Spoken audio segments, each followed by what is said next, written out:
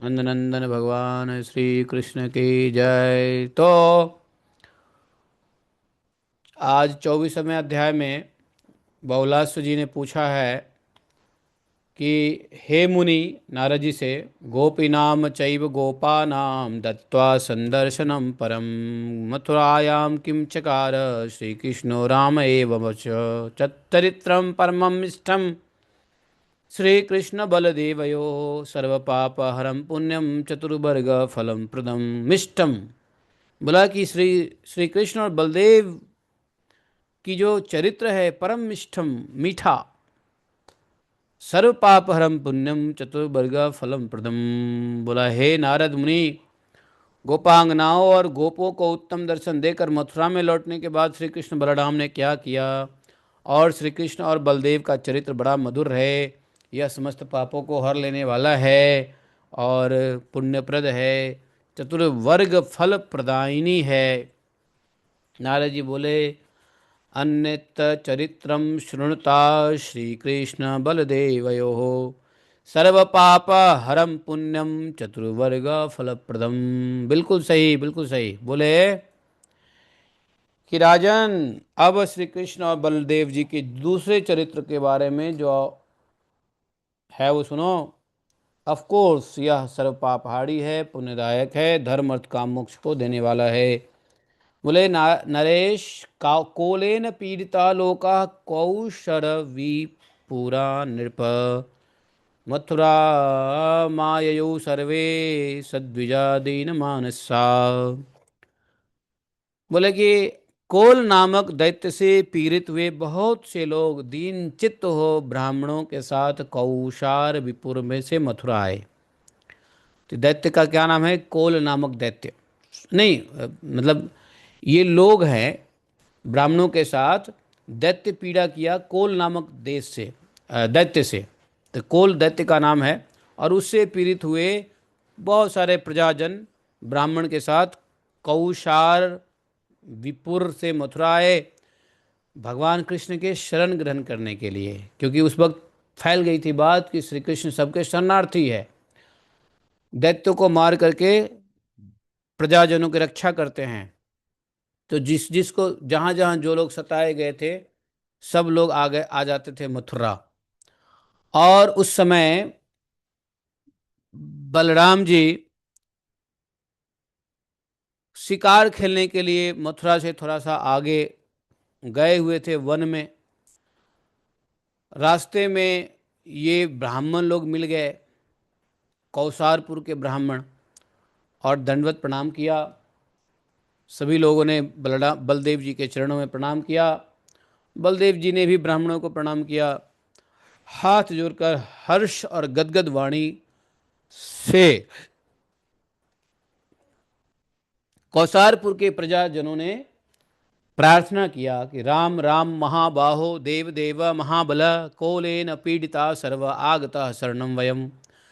बोले कि हे बलराम, हे राम, महाबाहु बलराम, हे देव देव, हम सब लोग कोल नामक दैत्य से पीड़ित होकर के आपके शरण में आए हैं। कोल दैत्य संघ का कंस, कंस का मित्र है कोल दैत्य। और यह हमारे प्रजाओं जनों को हमारे राजा को जीत करके हमारे नगर में राज्य करता है। जो राजा हमारे थे कौसारवी राजा, वो भय से गंगा के तट पे चले गए, और उन्होंने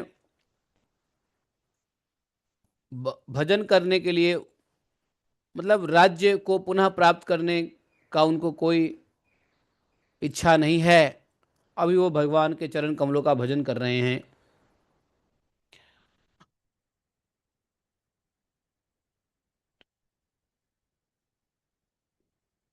आप उनकी सहायता कीजिए। नहीं, पुनः वो जो दैत्यों की वजह से हार गए हैं, तो पुनः अपने राज्य को प्राप्त करने और प्रजा को सुखी करने के लिए अपने इंद्रियों को बस में करके तपस्या कर रहे हैं। आप उनकी सहायता कीजिए। हम उन्हीं के शुभ प्रजा हैं। जो राजा का शुभ कामना चाहे उसको शुभ प्रजा कहते हैं। तो जिनका उन्होंने पुत्र की भांति पालन किया है राजा ने, सौभ नाम था राजा का, कौशारवी राजा, तो उनके संरक्षण में हम लोग बड़े सुखी थे। अब दुष्ट कोल हमें निरंतर पीड़ा दे रहा है। यद्यपि आपने त्रिभुवन विजयी वीर कंस को मार डाला है, फिर भी हे देवेंद्र, जब तक कोल जीवित है तब तक कंस को भी मरा हुआ नहीं मानना चाहिए। आप प्रकृति से परे होकर भी भक्तों की रक्षा के लिए सद्गुण रूप से अवतीर्ण हुए हैं। नारद जी ने कहा, यह बात सुन करके भक्त वत्सल बलराम जी गंगा यमुना के बीच में बसी हुई कौशाम्बी नगरी को गए। बलराम को युद्ध के लिए आया देख प्रचंड पराक्रमी कोल दैत्य भी 10 अक्षौहिणी सेना से सुसज्जित हो कौशाम्बी से बाहर निकला। प्रलय काल के समुद्र की भांति गर्जना करने वाली वह सेना एक नदी के समान आई। चंचल घोड़े उसकी उठती हुई तरंगमाला, रथ और हाथी, मतलब वजह बड़ा डील डॉल से। और क्या आया, बलराम जी के सामने आ गए दैत्य। और बलराम जी ने क्या किया, तुरंत अपना जो हल लिया, हल से सेतु बांध दिया और हल के अग्रभाव से उसे खींच खींच कर मुसल के सुदृढ़ प्रहार से सबको मारना प्रारंभ कर दिया बलराम जी ने। बलराम जी के प्रहार से एक साथी पैदल, वीर, घोड़े, रथ, हाथी रणभूमि में फलों की भांति पिस पिस करके मर गए। करोड़ों की संख्या में सब और धराशायी हो गए और बाकी जो योद्धा बचे भय से पीड़ित होकर के युद्ध मंडल से भाग ही गए। अब कोल को आया क्रोध और बलराम जी से अकेला युद्ध करने लगा। दत्तराज ने बलदेव जी की ओर अपनी हाथी को घुमाया और हाथी के कुंभ स्थल पर गोमूत्र में गीले हुए सिंदूर और कस्तूरी के द्वारा पत्र रचना की गई थी। सोने की सांकल, अच्छा हाथी का जो चेन था ना वो भी सोने सोने की थी। सोने की सांकल से युक्त कटिबंध रत्न खचित था। उसके गंडस स्थल में मद झर रहा था। उसके 4 दांत थे। घंटे की ध्वनि से वह बहुत ही भीषण आवाज कर रहा था, भीषण भीषण लग भी रहा था। और उसका कद ऊंचा था, दिग्गज के समान चिघाड़ता हुआ। प्रलय काल के मेघ के समान उसका शरीर का रंग काला था। कोल दैत्य तीखा अंकुश लेकर उनके कान की ओर उस हाथी पर चढ़ गया। कोल के द्वारा प्रेरित उस मतवाले हाथी को अपनी ओर आता देख बलदेव जी ने उसके ऊपर अपने मुसल से एक प्रहार किया और वह जो महान हाथी था गजराज, उसका मस्तक फट गया और कोल का कोल का मुंह कैसा था, कोल दैत्य का मुंह बोला सुअर के जैसा था। लाल नेत्र वाला वह दैत्य हाथी से गिर पड़ा। लाल नेत्र वाला, दैत्यों की आंख होते ही हैं लाल लाल, क्योंकि हमेशा क्रोध में रहते हैं ना। उसने बलदेव के ऊपर त्रिशूल चलाया। बलराम जी ने भी मूसल से मारकर उस त्रिशूल को छन तोड़ फोड़ दिया। खूब लड़ाई हुई और कोल दैत्य को अंततः बलराम जी, बड़ा मायावी था वैसे, ये कोल दैत्य बड़े आसानी से नहीं मरा, बहुत बड़ा मायावी था। बलराम जी के सामने नाना प्रकार की माया को प्रकट करके खूब लड़ाई किया।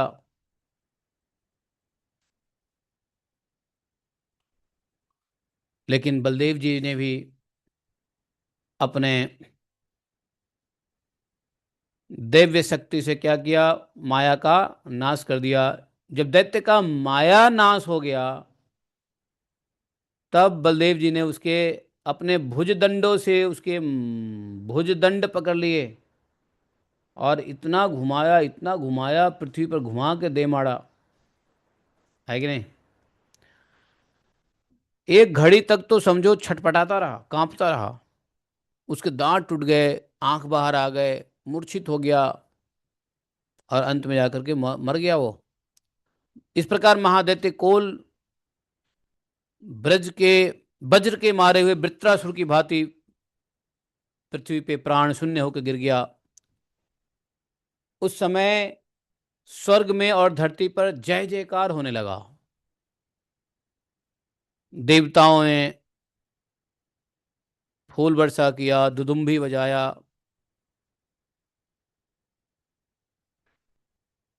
कोल का वध करके राजा कौशारवि को कौशाम्बरीपुरी दे दिया और स्वयं गर्गाचार्य आदि के साथ वे भागीरथी में स्नान करने के लिए गए।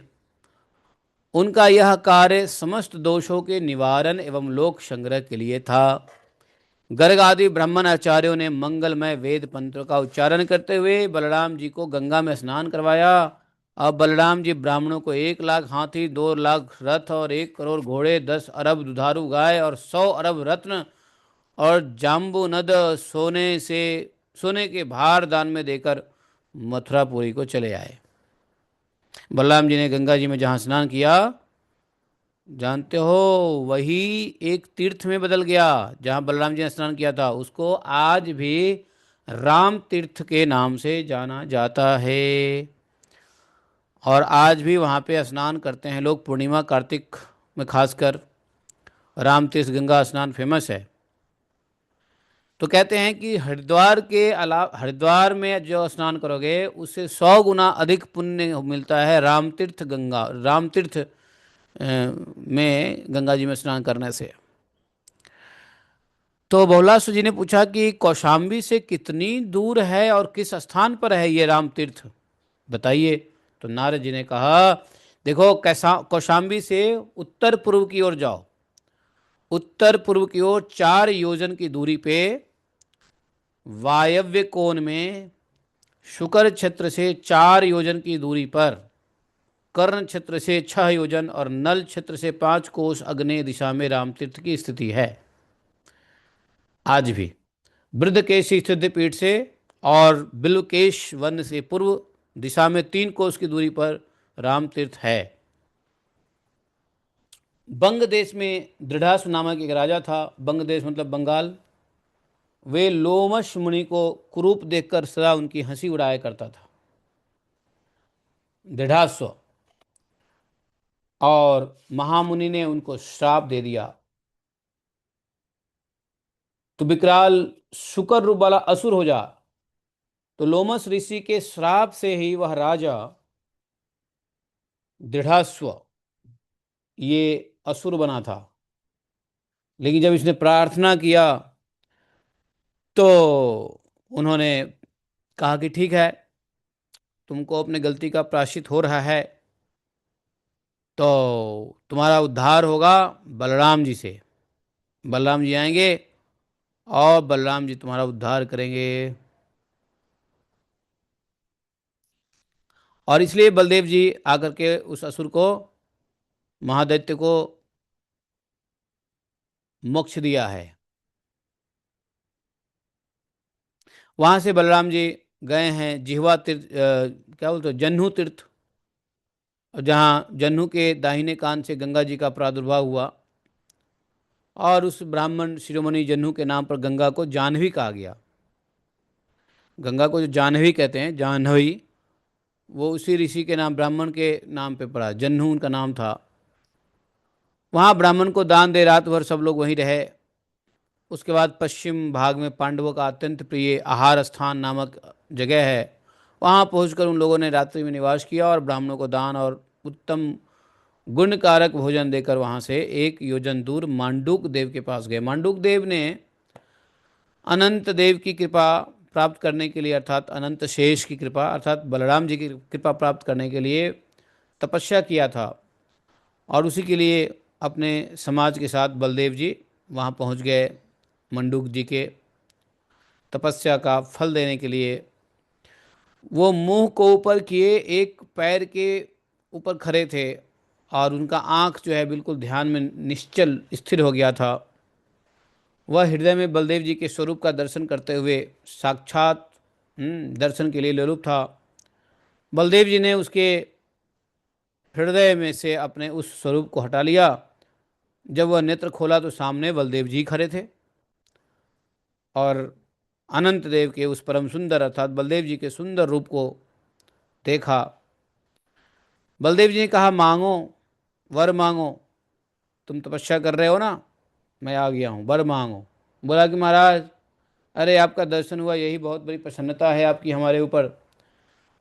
यदि मैं आपके अनुग्रह का पात्र हूँ, लायक हूँ, तो सुखदेव जी के मुख से निकली हुई वह सर्वोत्तम भागवत संहिता को मुझे दीजिए, जो समस्त कली दोषों का नाश करने वाला और श्रेष्ठ है। बलदेव जी ने कहा, अरे तुम्हें उद्धव जी के द्वारा मिलेगा, वो प्राप्ति होगी, भागवत मिलेगा, लेकिन उद्धव जी आपको भागवत कथा सुनाएंगे, भागवत संहिता जो है वो उद्धव जी आपको सुनाएंगे।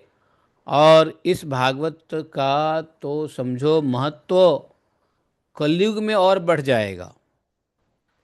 ऋषि मंडूक पूछे कि महाराज, भगवान ने उद्धव जी को भागवत संहिता सुनाने का मुख्य अधिकार क्यों दिया, उद्धव जी को क्यों बनाया, और उनके साथ मेरा संजोग कब होगा, कहाँ उद्धव जी मिलेंगे, ये चिंता बनी हुई है, बताइए। बलदेव जी ने ऋषि मांडू को कहा, कथयामि परम गोप्यम रहस्यम परम अद्भुतम। मैं तुमको परम गोपनीय परम अद्भुत रहस्य की बात बतलाता हूँ मांडुक जी। आज भी मेरे निकट ये उद्धव जी विराजते हैं, तुम इनका दर्शन कर लो। यह उत्तम दर्शन तुम्हें परमार्थ प्रदान करने वाला है, परंतु आज तीर्थ यात्रा के अवसर पर तुम्हें इनका उपदेश नहीं प्राप्त हो सकता। जैसे ये भागवत के उपदेशक नहीं होंगे, जिस प्रकार ये भागवत के उपदेशक होंगे, वह मैं तुम्हें बता रहा हूँ कि मैं उद्धव जी को श्रीमान आचार्य के पद पर इसलिए स्थापित किया है कि ये संहिता ज्ञान स्वरूप हैं न, उद्धव जी ज्ञानी हैं, सारे संहिताओं का उद्धव जी को ज्ञान है, इसलिए जो है इनको हमने इस पद पे बिठाया है। नंद आदि ब्रजवासियों तथा गोपांगनाओं की प्रीति के लिए, प्रेम के लिए भगवान श्री कृष्ण ने उद्धव को अपना रिप्रेजेंटेटिव बना करके भेजा था, प्रतिनिधि बना के भेजा था। अपना स्वरूप, परिकर का पद, जो कुछ भी पूर्ण भगवत्ता है, वह सब अपने स्वभाव और गुण के साथ पर भगवान श्री कृष्ण ने उद्धव को अर्पित किया था और तब ब्रज में भेजा था। और भगवान कृष्ण ने उद्धव को और अपने को एक ही मानकर आचरण किया है। तो श्री कृष्ण ने अपना आंतरिक रहस्य वाले उद्धव के सिवा और किसी पर नहीं प्रकट किया। इन्होंने उन्होंने कृष्ण ने इनमें अर्थात उद्धव जी में अपनी अभिन्नता साक्षात्कार किया है। नो डिफरेंस बिटवीन कृष्ण और उद्धव। ब्रजवासियों ने इन्हें साक्षात श्री कृष्ण ही जानकर बड़े आदर से इनका पूजा किया था। बसंत और ग्रीष्म दोनों ऋतुओं में उन्होंने ब्रजभूमि में विचरण किया है और वहीं राधा कुंड के समीप रहते हुए श्री राधा का शोक शांत किया है। उद्धव ब्रजवासी अनुगामियों को के साथ वहाँ की भूमि में यत्र तत्र विचरे हैं, घूमे हैं। इन्हें गाय और नंद आदि गोपों और गोपांगनाओं का वियोग वियोगार्तिहारी कहा गया है, अर्थात इनके वियोगों का आर्तहारी। कैसे? भगवान की कथा सुना के, भगवान की लीला को सुना के वियोगार्थ किया है। तो ये मंत्री के अधिकार में कुशल हैं और सभी पार्षद इनके सभी भगवान के सभी पार्षदों में ये सीनियर हैं, अग्रगामी हैं। अब भगवान के अंतर्ध्यान की जब बेला आएगी, जब भगवान इस पृथ्वी से अंतर्ध्यान होंगे, उस समय भगवान उद्धव को अपना अद्भुत तेज भी दे देंगे और इनका मुद्राधिकार अर्थात भगवान की ओर से कुछ भी कहने और उनकी मुद्रा या मोहर की छाप लगाकर कोई आदेश जारी करने का अधिकार देंगे। तो ये उद्धव जी सभी जगह सर्वत्र और सदा ही इसलिए विराजते रहते हैं। तो बोले अच्छा। तो भगवान जब पृथ्वी से अंतर्ध्यान हो जाएंगे तो उद्धव जी को विशेष अधिकार दिया जाएगा, और फिर ये बद्रिक आश्रम तीर्थ में रह करके परिकरों सहित धर्मनंदन विदुर को भागवत रहस्य का बोध कराएंगे। अर्जुन आदि को भगवान के वियोग से जो भारी पीड़ा होगी उसका निवारण उद्धव जी ही करेंगे। और मथुरा में यादवों का उत्तराधिकारी ब्रजनाभ होगा। श्री कृष्ण के पौत्र या महारानी के समुदाय में जो भगवत वियोगी वेदना होगी उसे दूर करने के लिए साक्षात श्री हरि के द्वारा उद्धव जी ही नियुक्त किए जाएंगे। तो भगवान के चले जाने के बाद जो भगवान के महारानियों का जो वियोग है, भगवत वियोग, उसके लिए उद्धव जी को ही नियुक्त किया जाएगा। और कौरवों के कुल में परीक्षित नाम से विख्यात राजा होगा। उनका अत्यंत तेजस्वी पुत्र जन्मेजय नाम से प्रसिद्ध होगा। वह अपने पिता के शत्रु तक्षक नाग के कुल का नाशक सर्प यज्ञ करेगा, इसमें संशय नहीं है। उसको भी सारी यज्ञ सामग्री उद्धव के द्वारा ही प्राप्त होगी। अर्थात जब ये नारद जी होगी होगा बात कर रहे हैं, इसका मतलब है कि बहुलाश्व तो तभी बात कर रहे हैं, बहुलाश्व से नारद जी बात कर रहे हैं कब? जब भगवान पृथ्वी पे थे, जभी तो बहुलाश्व को गए भगवान दर्शन देने के लिए। भगवान जब गए जनकपुर दर्शन देने के लिए बहुलाश्व को और विप्र को, ब्राह्मण को, उससे पहले नारद जी आकर के भगवान की कथा सुना रहे हैं, इसलिए वहां पे फ्यूचर टेंस में लिखा हुआ है। तो इस कौरव कुल का राजा कौन होगा? परीक्षित होगा। और उनका पुत्र जो है ना जन्मे जो होगा वो सर्प यज्ञ करेगा। और उस समय दिव्य श्रीमद् भागवत पुराण की कथा होगी। उसमें उज्जवल सात्विक प्रकृति के लोग होंगे। और महान भगवत भक्त में उत्तम ब्रह्मर्षि आस्तिक के प्रसाद से जन्मेजय द्वारा होने वाले सर्प यज्ञ की समाप्ति हो जाएगी। और महाराज जन्मेजय यज्ञ संस्कार कराने वाले ब्राह्मणों का पूजन करके उन्हें 100 ग्राम आहार के रूप में देंगे। 100 ग्राम, 100 ग्राम, 100 गांव अग्रहार के रूप में देंगे, अग्रहार। और उसके बाद आचार्य प्रवर श्री प्रसाद जी की आज्ञा से राजा जन्मेजय शुक्र क्षेत्र सोरो में जाएंगे और वहाँ 1 मास रुकेंगे। और उसी सोरो तीर्थ में अनेक प्रकार के दान दक्षिणा करेंगे। गौ, बड़े बड़े हाथी, घोड़े, रत्न इत्यादि इत्यादि ब्राह्मणों को भोजन इत्यादि कराएंगे। और उस स्थान से जो लौटेंगे तो लौट करके गंग तट पर तीर्थ स्नान का दर्शन करते हुए सत्पुरुषों से घिरे हुए शयान नगर में आकर सेवकों सहित रुकेंगे। वहां गुरु की आज्ञा से सामग्री और साधन जुटाकर अश्वमेध यज्ञ करेंगे और सर्वजेता दिग्विजय होंगे। जन्मेजय इस प्रकार एक छत्र राज्य के स्वामी होकर गुरु के चरण में शरण में शयान नगर से 5 कोस पूर्व दिशा में रमणीय गंगा के तट पर अत्यंत एकांतवासी के रूप में तीर्थ का सेवन करेंगे। कौन? जन्मेजय।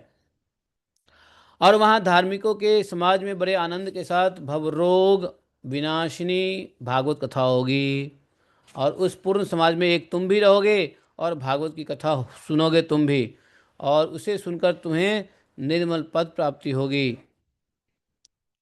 तुमने मेरे लिए तपस्या की है, इसलिए तुम्हारे सामने मैंने यह रहस्य को बताया है। इस प्रकार मांडूक को वर देकर सेवकों के सहित बलराम जी वहां से चले गए। अब इधर जो है शयान नगर के ईशान कोण के गंग तट पर स्थित एक रमणीय स्थान है। और यह स्थान कैसा है? कंटक तीर्थ से उत्तर और पुष्पवती नदी के दक्षिण में विद्यमान बताया है। और वह विस्तार एक उसका विस्तार 1 कोश में है। वहीं रुक करके शंकरसन देव दान पुण्य में लग गए। और बलराम जी ने बड़ी प्रसन्नता के साथ वहाँ 10,000 घोड़े, 100 रथ, 1,000 हाथी और 10,000 गौों का दान किया है। वहाँ समस्त देवता और उसके बाद धनी ऋषि मुनि आए। तपस्या के धनी, पैसे से धनी नहीं, तपस्या से धनी। समस्त देवता और तपस्या के धनी ऋषि मुनि आए और उन सब ने बड़े आदर से शंकरसन देव का फिर से पूजन किया। और शंकरसन देव का बड़ा अच्छा प्रार्थना किया है वहाँ पे। नमः कोलेश घाताय सखरासुरविधाते विधातिने हलायुध नमस्तेस्तु मुसलास्त्राय ते नमः नमः सौंदर्य रूपाय तलांकाय नमो नमः। तो इस प्रकार से उन्होंने संकर्षण देव का प्रार्थना किया है, हे प्रभु आप कोलेश दैत्य के हंता हैं, गर्दभाग धेनुका का विनाश करने वाले हैं, और आपको मेरा नमस्कार है। हलायुद्ध आपको प्रणाम है। मुशलास्त्र धारण करने वाले आपको नमस्कार है। इस तरीके से प्रार्थना किया है। आप सब लोगों को जो अभिष्ट है वह वर मुझसे मांगिए। बलराम जी ने कहा क्या चाहते हो? ब्रह्मर्षि और देवता बोले कि बलराम जी, जब जब आपत्ति में पड़कर हम आपके चरण का चिंतन करे हैं तब तब आपकी आज्ञा से समस्त बाधाएं मुक्त हुई है। बलराम ने कहा ठीक है जाइए, जब जब आप लोग मेरी शरण में आकर मेरी स्मरण करेंगे तब तक कलयुग में निश्चय ही मैं आप लोगों की रक्षा करूंगा, यह मेरा सत्य वचन है। तो बलराम जी ने भी वरदान दिया कि जब जब कलयुग में कोई कष्ट आएगा और मेरा शरण का स्मरण करोगे तो रक्षा अवश्य करूंगा, ऐसा बताया बलराम जी ने। बोले यह मेरा सत्य वचन है। सत्यम वचो ममा रक्षिता श्याम कलौ नूनमति सत्यम वचो माँ। तो इस स्थान पर मुनि पुंगवों ने मेरा पूजन करके प्राप्त किया, वर प्राप्त किया, इसलिए कलयुग में यह तीर्थ शंकरसन स्थान के नाम से विख्यात है। जो लोग इस तीर्थ में गंगा स्नान और देवताओं का पूजन करते हैं और ब्राह्मणों को दान देते हैं, उन्हें भोजन कराएंगे और विष्णु भगवान की पूजा करेंगे, इस भूतल पर उनका जीवन सफल होगा। तो ये जो देख रहे हो संकर्षण स्थान, संकर्षण कुंड, ये स्टोरी है संकर्षण कुंड का। बलराम के साथ अपने पूरी मथुरा को चले आए।